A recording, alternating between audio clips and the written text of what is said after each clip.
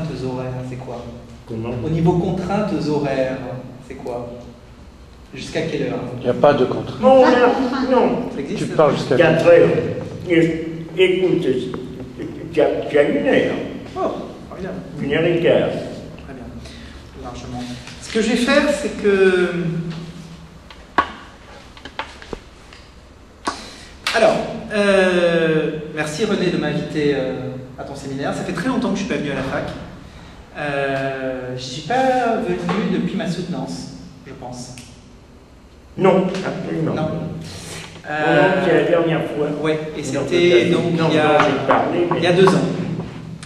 Et du coup, quand René m'a invité à venir présenter ce livre, qui est donc la publication de ma thèse, à Paris 8, dans son séminaire, je me suis demandé ce que j'allais vous dire en fait. Parce que j'ai l'impression d'être très loin de la fac, tout en étant très proche, enfin, quelque chose d'un peu étrange. Et du coup, voilà, je me suis dit, est-ce que je viens et puis on fait une discussion? J'avais plutôt envie de ça à l'origine. Voilà, une discussion sur Nietzsche, peut-être un peu à bâton rompu. Il n'y a pas beaucoup de monde, mais parce que tout dans cette période de l'année se délite et on sait, les étudiants en plus, à un certain moment, s'il y avait congé, s'il n'y avait pas de congé, c'était continu et fini. Mais heureusement que Lionel vidéo de ça et il le transmet sur Dailymotion. Donc tu auras quand même un public, si ce n'est pas exactement celui-ci d'ici, ça sera un public virtuel qui peut s'accroître indéfiniment.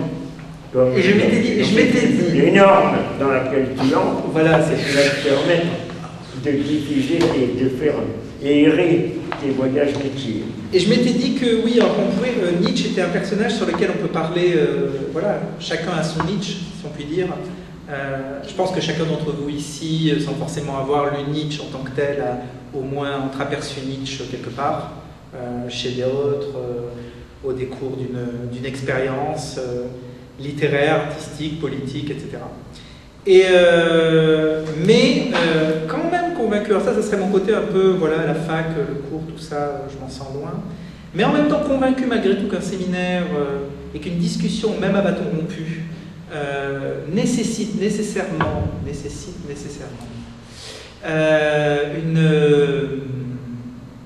une sorte de préalable, on va dire, de rocher auquel s'accrochent les moules qui vont discuter ensemble de Nietzsche. Je me suis proposé en fait de vous proposer, d'être un rocher. Et donc de vous parler, alors de quoi? De ma thèse ou de mon livre? Et là, j'ai eu une idée. Je me suis dit, mais ce qui est intéressant dans la... Qu'est-ce qui m'interroge dans la fac le plus? Ce qui m'interroge dans la fac le plus, c'est, pour parler en termes foucaldiens, le dispositif. Voilà. Et que d'une certaine manière, soit on pouvait être dans une sorte de nostalgie d'un dispositif ayant existé, dont les figures seraient Deleuze, par exemple, et son séminaire. René pourrait être quelque chose de cet ordre-là, dans cette continuité, ou dans cette réinvention, enfin, je ne sais pas, des choses comme ça. Et puis, à côté de ça, il y a le dispositif le plus réglé qui soit dans l'université, c'est le moment où vous devenez docteur en philosophie. Ça, c'est un dispositif très réglé. Vous avez des gens en face de vous, qui sont tous docteurs ou professeurs, vous êtes en face, vous n'êtes pas encore docteur en philosophie, et vous venez présenter un travail qui, généralement, beaucoup plus qu'un travail intellectuel et surtout un travail subjectif absolument inouï, qui vous a demandé beaucoup de temps, beaucoup d'énergie,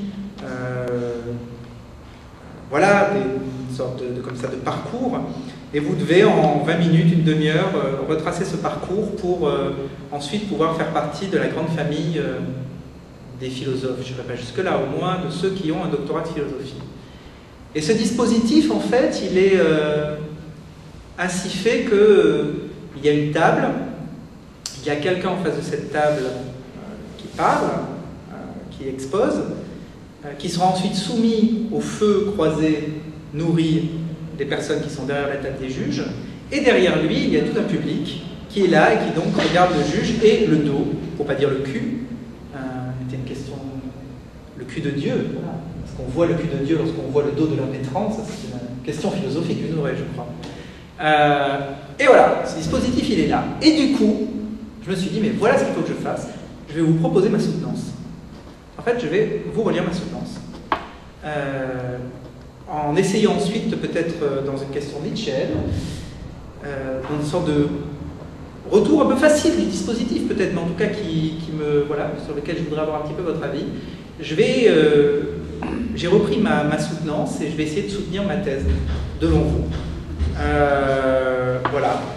Tel qu'il y a 2 ans, je l'ai soutenue, avec l'idée peut-être que la question de la discussion, du feu croisé, du feu nourri, peut tout à fait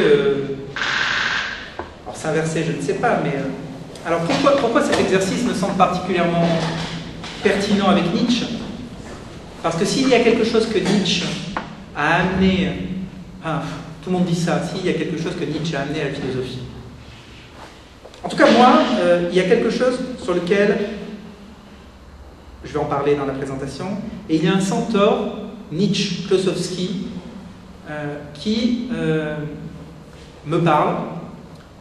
C'est Klossowski qui ne cesse de répéter, si vous avez lu un peu ce que dit Klossowski, ou René a dû en parler pas mal, de ce Klossowski. Klossowski.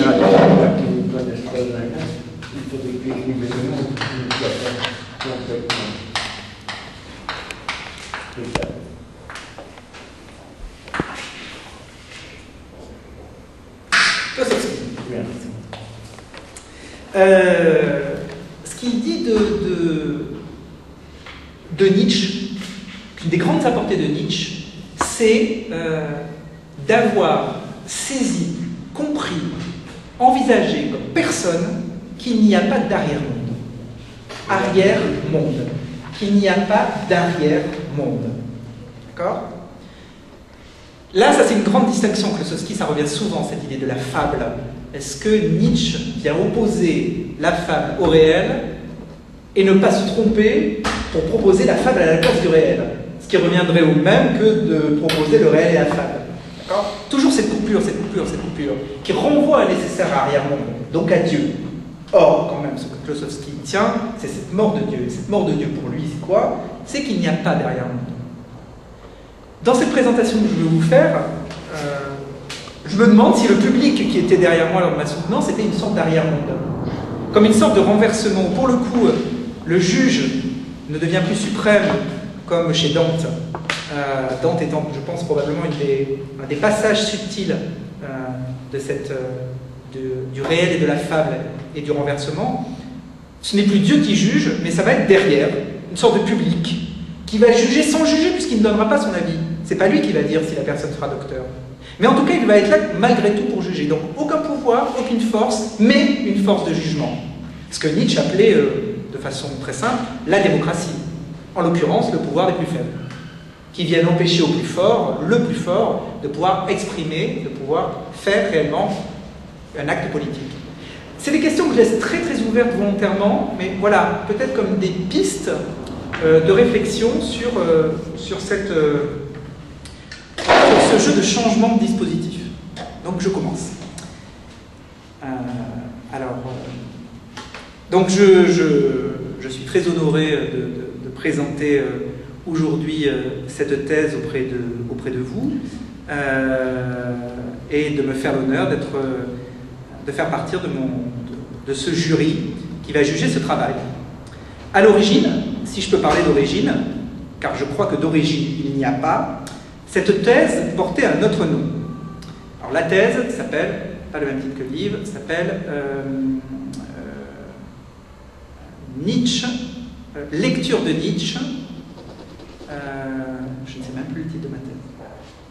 Lecture de Nietzsche, avec un S, il y a fragment dedans? Il y a fragment. Il y a fragment dedans. Ah ouais. Waouh, je n'en rappelle plus le titre de ma thèse. Bon, c'est pas grave. L'écriture fragmentaire. Oui, il y avait fragment, il y avait bon. Oui.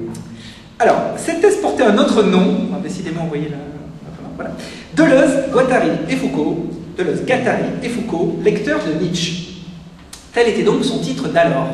C'est sous celui-ci que j'avais présenté ma demande de soutenance de doctorat sur la direction d'Alain Brossard. Mais comme je commençais à m'intéresser à la lecture de Nietzsche, faite par d'autres, en l'occurrence Deleuze, Guattari et Foucault, je me suis rendu compte que le terme même de lecture et de lecteur n'allait pas s'en poser problème. En circonscrivant un tel travail, grâce à un tel titre, s'agissait-il alors de savoir quelle était l'influence de Nietzsche sur ses auteurs? En quoi est-ce que Nietzsche a influencé la philosophie de Deleuze, de Guattari ou de Foucault? Ou alors de repérer quand et pourquoi Deleuze, Guattari et Foucault citent Nietzsche, se revendiquent de Nietzsche. Y a-t-il un Guattari sans Foucault, un Guattari sans Nietzsche, un Foucault avec Nietzsche, un Foucault sous influence de Nietzsche, etc. Et tant qu'à faire, pourquoi s'arrêter à ces quelques noms, si ce n'est que parce que je les connais bien, et ne pas prolonger la question par l'étude de la lecture de Nietzsche, par Bataille, chez Bataille, par Klossowski, chez Klossowski, chez Scherer, par Scherer, etc. Bref, ma première approche, il me fallut une longue période pour m'en rendre compte, portait en elle le risque de dresser une grande famille, une sorte de grand arbre généalogique, dont le premier, l'origine, placé tout en haut, ou alors au contraire à la racine de l'arbre, aurait été Nietzsche. Un tel travail de thèse aurait dû, s'il avait été rigoureux, s'ouvrir à la description de tous les enfants de Nietzsche, tout au moins à celle de ses enfants et bâtards français. Mais cela me posait problème pour deux raisons, en vérité.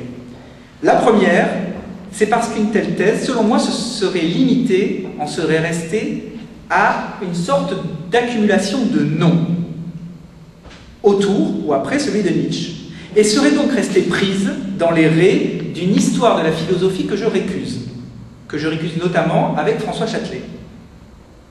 Je vous renvoie pour ça à tout le travail de Châtelet, abondamment travaillé ici sur son histoire de la philosophie, qui ne s'arrête évidemment pas à des noms. Il n'y a pas Deleuze dans l'histoire de la philosophie. Il y a à quoi reconnaît-on le structuralisme?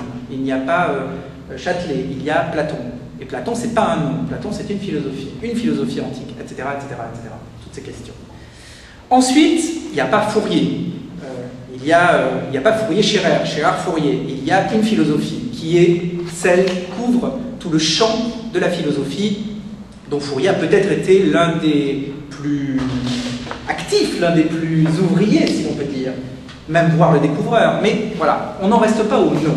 Donc ça, c'est la première chose qu'une telle thèse, ce serait une première limite de cette thèse. Ensuite, parce que le rapport que je commençais à entretenir à Nietzsche ne me semblait pas de cet ordre-là et ne se pensait pas en termes d'enfant de Nietzsche. Bref, pour commencer ma thèse, enfin, après 2 ans de réflexion sur tout ça, il me fallait d'abord me concentrer sur ma propre lecture de Nietzsche, seul moyen de sortir de signifiants aussi forts que Nietzsche, ou que Deleuze, ou que Guattari, ou que Foucault. Bref, de sortir des signifiants qui sont des noms des auteurs. Une question qui fut donc la première pierre posée à ce travail de thèse, question qui me permit d'en ouvrir d'autres, et d'autres encore qui composent le corps de ce travail. Une question donc s'est alors fait jour, qu'est-ce que lire? Ou plutôt, qu'est-ce que bien lire? Autrement dit, s'est imposé le fait qu'il fallait, pour construire ce travail, une méthode. Et j'insiste sur le terme de méthode, alors qu'a priori je pourrais récuser une histoire de la philosophie dont on verrait un des salopards embusqués dans le noir avoir fait tout un discours sur la méthode. Au contraire, moi je la ramène, la méthode. Ça répondra peut-être à ta question sur Montaigne. Pourquoi est-ce que Montaigne intéresse Nietzsche et la question de l'érotisme chez Montaigne? Je pense que ce qui intéresse Nietzsche chez Montaigne, c'est la méthode. C'est la méthode de travail. C'est la méthode de pensée, qui peut ouvrir sur des questions érotiques, mais on pourra peut-être en discuter après.